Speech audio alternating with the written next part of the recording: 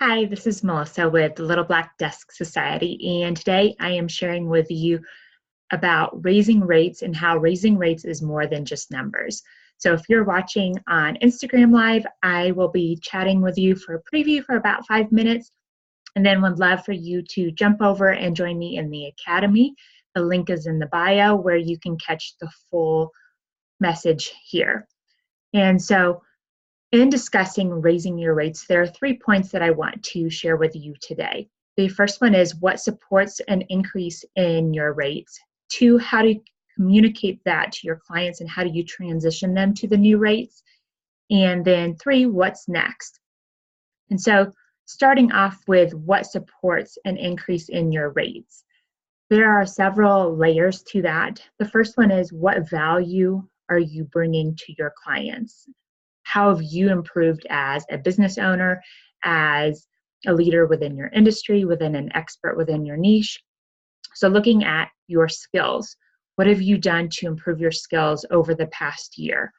How are you more knowledgeable? What are things that you've added to your experience? Because again, what you continue to learn and grow are things that you can then offer to your clients through your services and the improvement and refinement of your products or offerings. And then going into that, the tangible. So if you have existing offerings, whether it's a product or service, how have you refined those? How have you made those better throughout the past year in order to meet the needs of your clients and the people that you serve? So again, what is your increased value? What is your experience, including your skills and your knowledge that you've actively improved over the past year? And then the tangible, how are your offerings better? And there's a difference between the standard expectation of improvement and then also what is above and beyond. And clients expect us to naturally improve our business and both our skills and our knowledge and our offerings, but what are you doing to go above and beyond that? Because that's really where the value is going to be for them and their perception in order for you to be able to raise your rates. And then overhead. So what are your overhead expenses within your business? Looking at what your costs were for this past year and then your anticipated costs for the upcoming year. What is the percentage difference in those expenses? And then knowing that your rates are going to absorb that percentage cost. So making sure that you have that data to support that increase in your rates. The third part of what supports an increase in your rates is client feedback. So as you're working with your clients and talking to them, what services do they want to see you provide? What do they want to see you continue to offer? What features and services do they not utilize? There's a lot of times where sometimes we think that our clients want something either because of challenges that they've encountered or things that are happening within the market or things that we see others within our industry offering. So we add those to our plate and to our offering, but it may not be the case that they really are a good fit for our clients. So removing those. And then the fourth thing is doing a competitor analysis. So do you know what the going rate is for similar services within your industry? Who are your competitors? What are they charging for similar services? When you're doing a comp analysis, it's very rare that you're going to have apples to apples in your comparison. It's more apples to oranges, but still there are similarities. And so what are those things and what are comparable businesses asking? What are their rates for similar services? Because that allows you to know if you are charging appropriately for your services and what you're bringing to the table. And by knowing that, that helps you become more informed in your pricing. And then when clients come to you, you're attracting to the right people. You can educate them clearly on what you're offering, but you're not undervaluing yourself or your services. And also you're not overcharging, because clients, regardless of whether we perceive competition or not, clients are comparing us to other businesses because they want to make sure that they're getting the best rate and the best quality and the best service for what they're paying us for. So if you are tuned in and watching me on Instagram, I am continuing this conversation in the Academy. Join me with the link in the bio, and I hope to see you soon.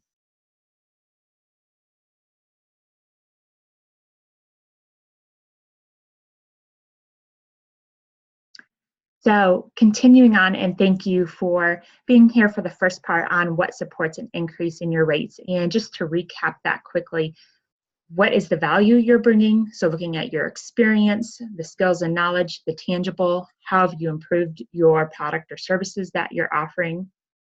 Your overhead, what is the price difference in, what is the cost difference in your expenses from year to year? What's that percentage increase? What's your client feedback? Are you actively receiving their feedback and asking for it? That's huge. A lot of times I see because people are afraid of what their clients are going to say, they don't always create a opportunity for them to give constructive feedback. But really, that's where the opportunity lies. So what are your clients saying? What do they like? What do they not like? Where their challenges are? What would they like to see you do? Really being receptive to that feedback. And what are the things that they're not utilizing? And then a competitor analysis. So who are your competitors? What are they charging? What are they offering? What are the features within the services that they have or within their service packages? How do those benefit clients? Because knowing who your competitors are and what they offer allow you to make more educated decisions as a business owner in the marketplace within your industry. So that way when clients come to you because they're shopping around, you can be more informed in educating your clients on what you offer and how it will benefit them and what your strengths are. And again, I discussed this briefly in a separate conversation about competition. Knowing your competition does not mean that you talk negatively about them. It does not mean that you cast a poor light on them or shade. It just means that you are smarter, savvier businesswoman because you know what's in the market. You know what your clients have seen. You know what they're talking about. You know what they're comparing you to. So you can come to the table with your A game and be well informed so you can educate them on how you are the best person for them. And knowing all the data of those 4 different things allows you to solidify your rate increase so that you have data that backs you up so you can be more confident in increasing your rates and asking your clients for more because you have that information and it's not just a feeling or something that's subjective because you feel like it's something that you're required to do or that you want to do, but it's something that's actually measurable. So keep that in mind as you are increasing your rates, whether you do that annually or there's different periods of time where you do that. The next part of increasing your rates is communicating that to your clients and how you're transitioning existing clients to those new rates. Communication is key with clients, and I'm a big proponent of setting clear expectations up front and early and being proactive instead of reactive in situations, especially when you know change is hard for everybody, regardless of their position. And so you really want to be an advocate for your clients and making sure that you're serving them well by educating them and letting them know in advance what to expect. And so specifically for increasing rates, your existing clients, let them know about 60 to 90 days in advance. That is probably a little bit more than what most companies do.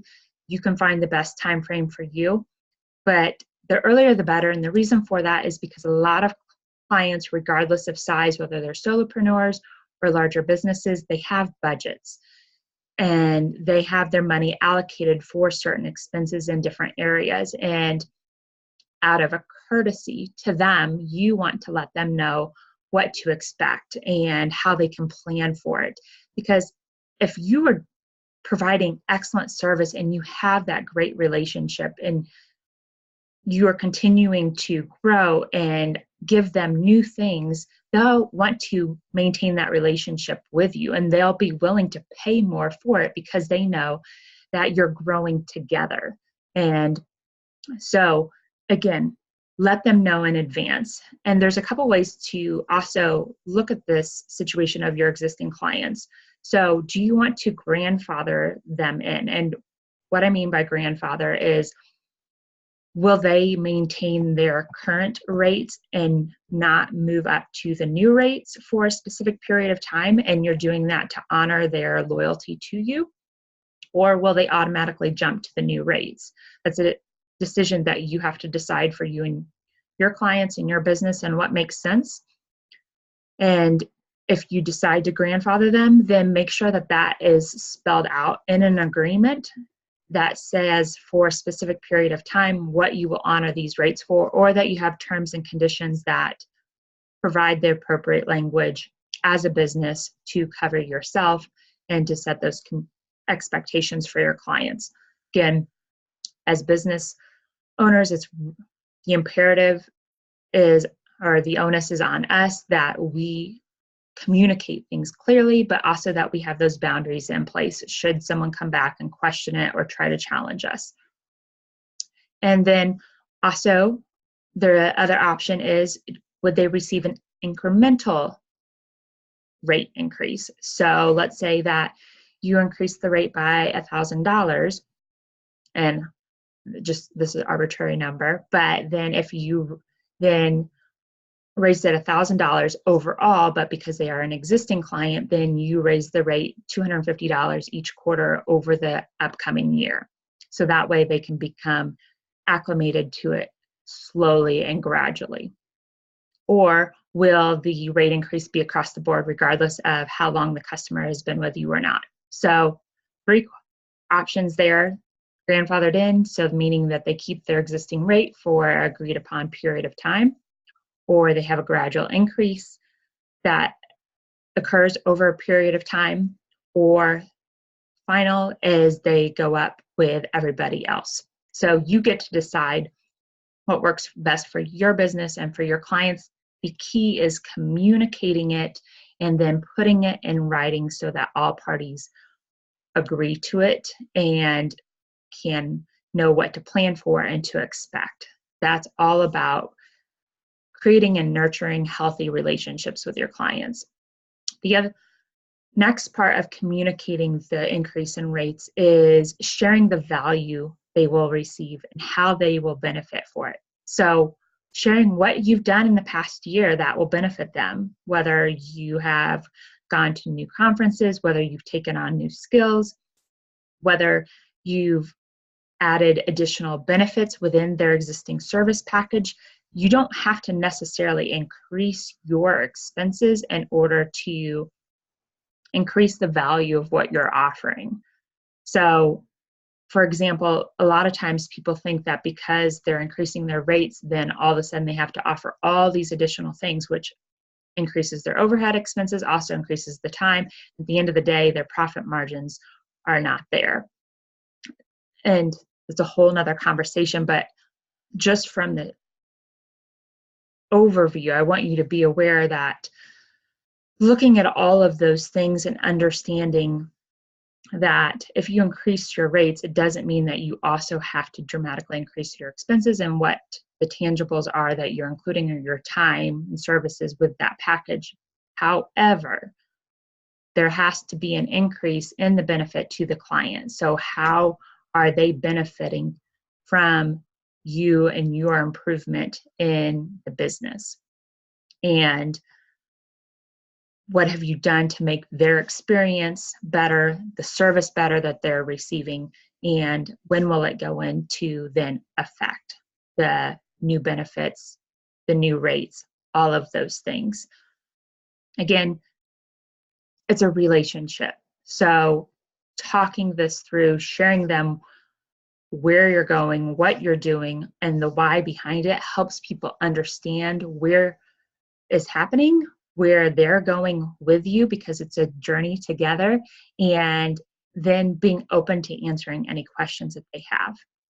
And that leads right into the next point of challenges. So when you increase your rates, you will receive pushback. You will have clients that will not understand why the rates are increasing, and they will challenge you. And challenges are always good things because it's an opportunity for us to talk through them, for us to share our knowledge and our experience, but also to address their concerns, address their fears, and to see where they're coming from. So I really encourage you not to shy away from those hard conversations, but to open them up, because that's where we learn as business owners, because the people that are brave enough to come to us with those objections and that pushback are speaking on behalf of other people. People that are passive and not as assertive about having those conversations and decide just to automatically either ghost, meaning that they disappear, or that they don't renew or stay with us. So taking all of that into consideration, but creating the space for people to have that conversation when they have challenges, when they have objections, because it's an opportunity for us to grow and to improve. So having a plan in place that when you receive those objections, how will you respond to them? How will you explain the reason for your rate increase? Then also acknowledging that you will lose clients. It's part of growth. So what can you do as a business owner to be proactive and prepared for that loss of income or revenue from those clients? How will you offboard them? When will that take place? What does that look like? What steps do you have to take? Why did they choose not to continue? And listening again to their feedback and their perspective, not assuming that it's all of a sudden just because of a rate increase or other things, because their perspective is unique to them. So again, listening to them and asking what that is. And also acknowledging that just because a client chooses not to continue with us at this time does not mean that they won't come back later. If they've had a great experience with us now, however, their budget just doesn't accommodate the rate increase, it doesn't mean that their business won't continue to grow, and further on down the road that they won't come back. So make sure that you take care of that relationship and that you manage it well and serve them so that they're leaving happy and grateful. So you leave that door open for them to come back. And then the third point. So once you have the new rates in place, what is next? And three parts of what is next, and this is really important. One, that you are meeting and exceeding the expectations, because now that you've increased your rates, your clients are going to have increased expectations from you. They're going to want more from you because they're paying more, and rightfully so. So what can you do in advance to meet those anticipated expectations, but also to exceed them? Because that's really where the client excellence comes in, is when you're exceeding expectations. So if you can anticipate those and meet them before they communicate them to you. And a lot of that has to do with listening to what they say in conversations, anticipating challenges or problems before they occur, and then looking for opportunities to serve and create solutions for them. Your execution and delivery. Is the execution of your service during their experience top notch? Are you doing everything that you can to continue to improve that experience and make it the best possible with what you know, with what you have at this time? And same with delivery. Delivery is all in the details. So what are you doing to put your special touch on it and make sure that it is unique to your brand and really reflects who you are as a business person? And finally, presentation. So when we go to the next level in business, and whether that's increasing our rates or some other area, you as an individual, me, are we taking ourselves up there as well? Because what happens with success and growth is at each level, it requires a different level of ourselves. It requires us to grow. It requires us to remove things that no longer serve us, whether it's habits that no longer serve us, whether it's relationships that no longer serve us, whether it is processes. There's lots of different things. So really having an honest assessment with where we're at personally and professionally to say, okay, with the things that are in my life right now, what enables me and empowers me to continue to grow, and what is keeping me at a certain level or holding me back. And so really being aware of what those things are, and couple key components are, what are you wearing? Sometimes this can be superficial, but really how we dress, how we present ourselves is the first impression other people get. So what you're wearing when you present yourself out in public or whether online, is that reflective of you and your brand and the type of clients that you want to attract? Keep in mind that people are attracted to people that are similar to them in certain style or space. And so in that mirror image, are you at the same level of the type of clients that you want to attract? Socially, are you doing the same things? Are you hanging out in the circles where your ideal clients are? Are you networking in the spaces where your ideal clients are within that new price point? And because you're attracting the type of success or the type of clients that you want, so it requires us to put ourselves in new positions. And even if we haven't been there before or we're not comfortable with them, it requires us to stretch and grow.